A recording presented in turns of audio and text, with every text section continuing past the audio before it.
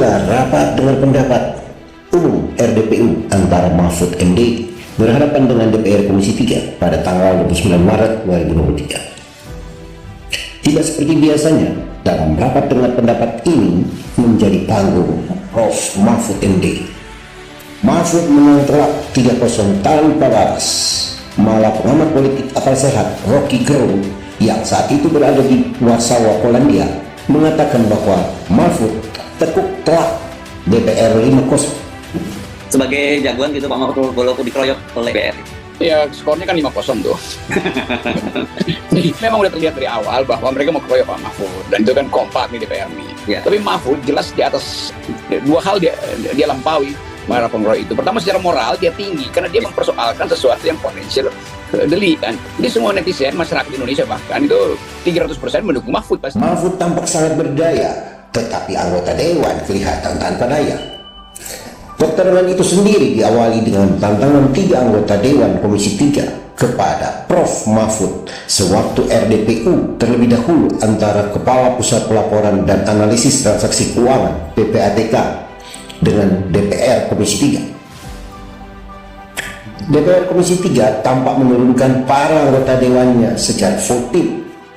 Disebutkan mereka hadir sebanyak 51 dari total 54 orang. Suatu angka kehadiran yang fantastis yang pernah ada. Dengan percaya diri dan dengan sedikit wajah garang, tetapi juga diselingi dengan senyuman sebagai tanda rasa hormat Mahfud kepada lembaga DPR. Dia menggerak dengan tajam namun terukur kepada anggota dewan yang biasanya galak-galak dan hobi main keroyokan itu. Dengan piawai dia lemparkan dalil dan fakta sehingga membuat para anggota dewan melongo. Tanda tercerahkan. Pertarungan dasar ini disiarkan langsung di media dan menjadi tontonan seru di antara masyarakat sebagai pengganti pertandingan sepak bola dunia U20 yang miris karena gagal dihelat di tanah air. Para netizen rame-rame mengajukan jempol tanda dukungan penuh 1000% kepada Mahfud MD. Pada akhir pertarungan, penonton mengangkat apa saja yang bisa diangkat, juga bertepuk tangan riuh dan petik haru sebagai tanda kemenangan kepada Prof. Mahfud MD.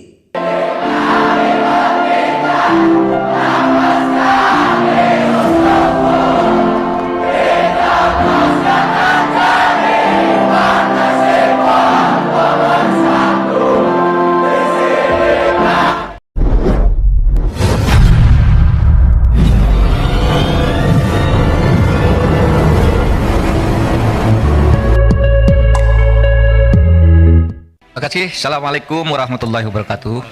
Saya ingin menyampaikan terima kasih yang sebesar-besarnya kepada Komisi 3 yang kedudukan DPR dan pemerintah ini sejajar. Oleh sebab itu, kita harus bersama bersikap sejajar, saling menerangkan, saling berargumen, tidak boleh ada yang satu menuding yang lain seperti polisi memeriksa copet. Pemerintah bisa melakukan itu. Saudara sekalian, saya mengumumkan kasus itu, saudara, adalah sifatnya agregat. Jadi perputaran uang tidak menyebut nama orang, tidak menyebut nama akun. Itu tidak boleh. Agregat bahwa perputaran uang dari sekian ratus orang itu 249 T. Saya Anda mau diinterupsi lah, interupsi itu urusan Anda. Masa orang ngomong diinterupsi, nantilah Pak. Saya kan tadi sudah bilang, pakai interupsi tidak selesai-selesai kita ini. Lalu nanti saya yang interupsi dituding-tuding lagi. Saya tidak mau. Artinya kalau begitu, misalnya saya membantah lalu di sini ada berteriak, keluar, saya keluar. Saya punya forum. Saya setiap kesini dikeroyok, belum ngomong sudah diinterupsi, belum ngomong diinterupsi. Jangan begitu dong. Mati ya mic-nya. Pak Mahfud, kita teruskan aja dulu yang interupsi biar nanti. Oh oke, nanti ntar dibenerin. Lah tapi bisa dong.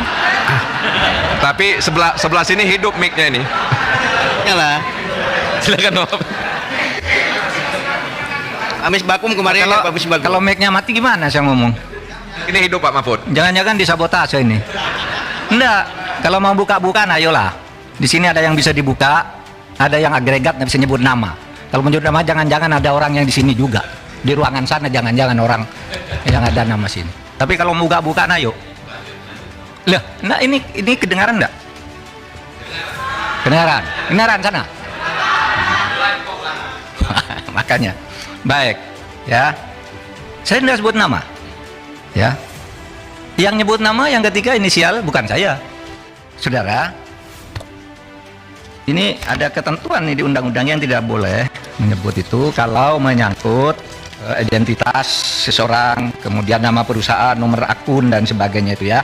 Profil entitas yang terkait yang melakukan transaksi, pihak terlapor, nilai, tujuan transaksi.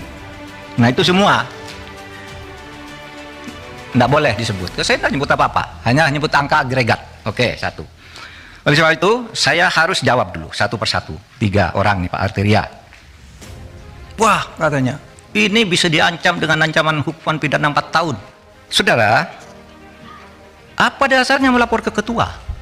Loh, saya ketua, jadi dia boleh lapor, boleh saya minta. Loh, kamu kan ke Pak Harto, ke Pak Presiden, kenapa lapor ketua? Ya memang kenapa saya ketua diangkat oleh Presiden, ada SK-nya.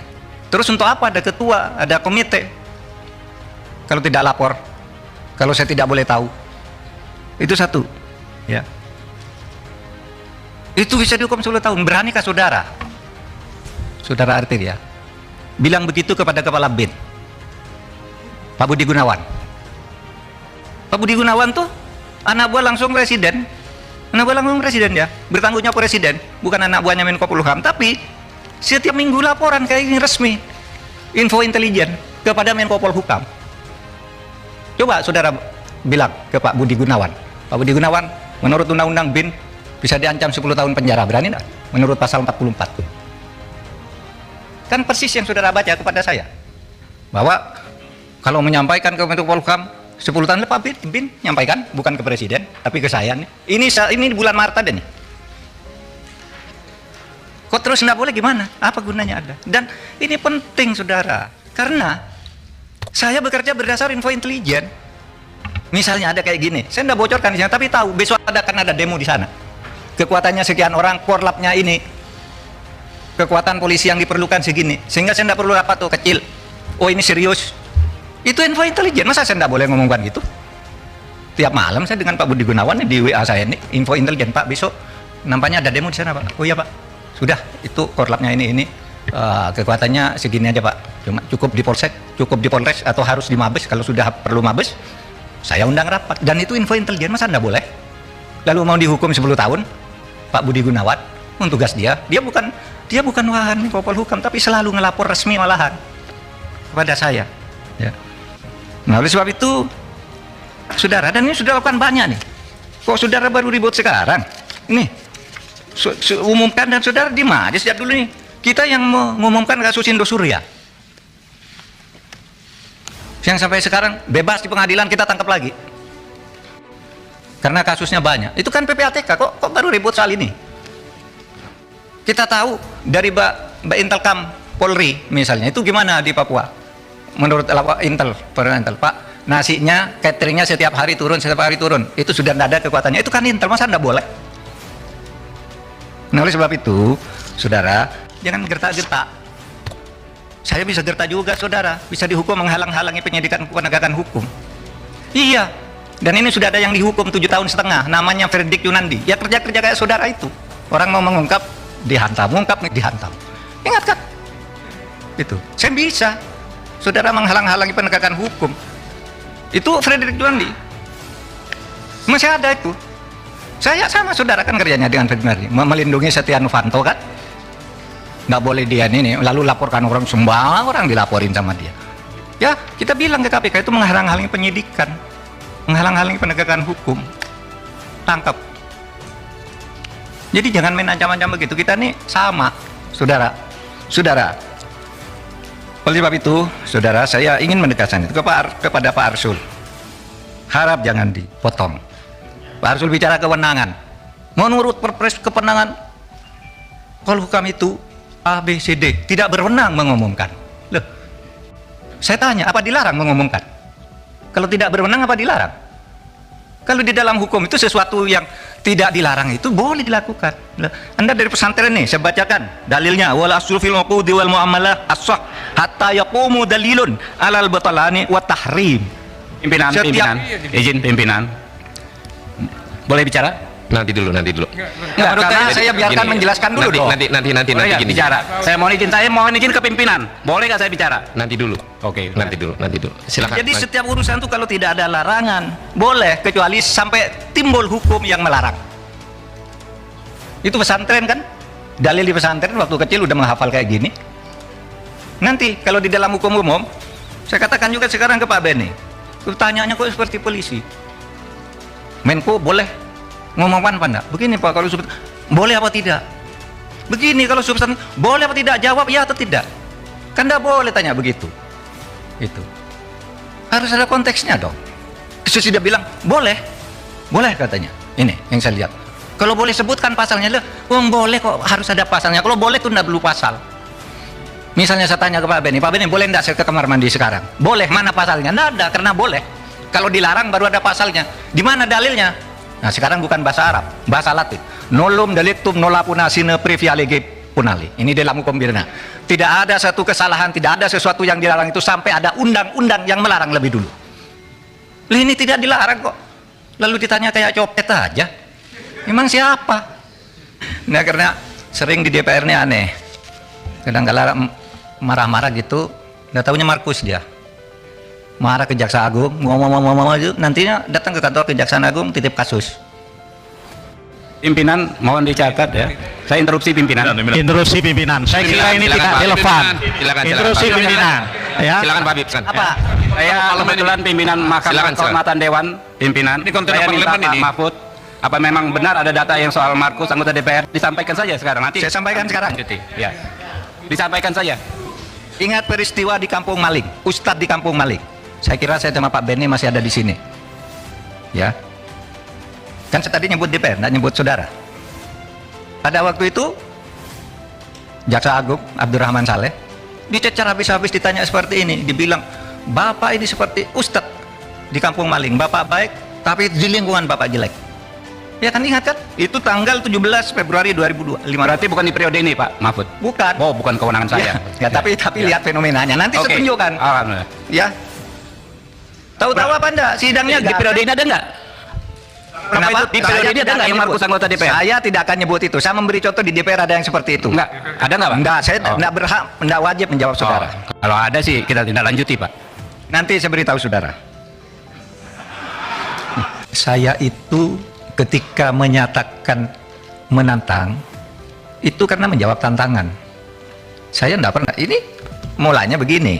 Kan di Twitter saya tuh di capture pernyataan Pak Beni Harman. Ada Pak Beni Harman tuh di Detik itu bicara begini, jam 4.21 Detik.com, jam 4.21 tanggal 26. Intinya itu saya harap Mahfud berani buka-bukaan, berani terus terang. Itu Detik jam ya, Detik.com tanggal 26 jam 4.21. Nah saya menjawabnya jam 7. Bismillah saya datang, kan gitu. Jadi bukan saya yang nantang, saya yang ditantang.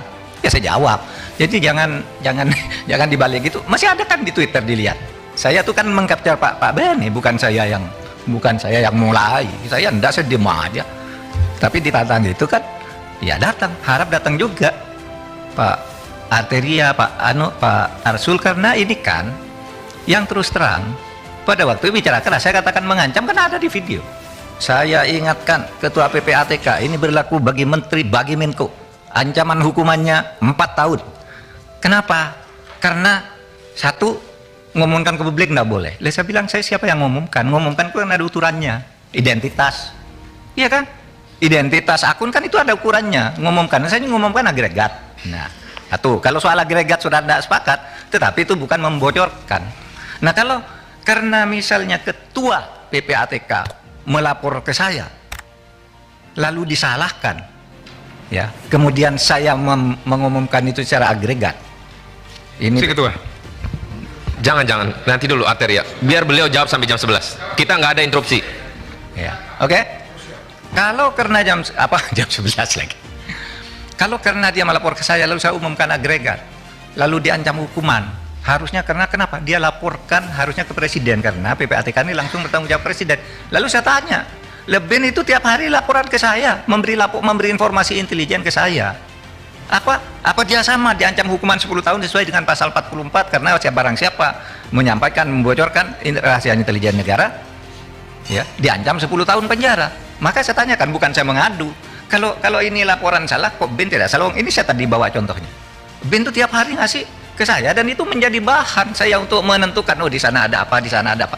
Tapi yang laporan Ben ke presiden yang diberikan ke saya itu, saudara, ini tidak ada yang baca kecuali saya. Begitu saya baca, oh ini titik-titik penting, saya terus ini simpan ke tempat tertutup.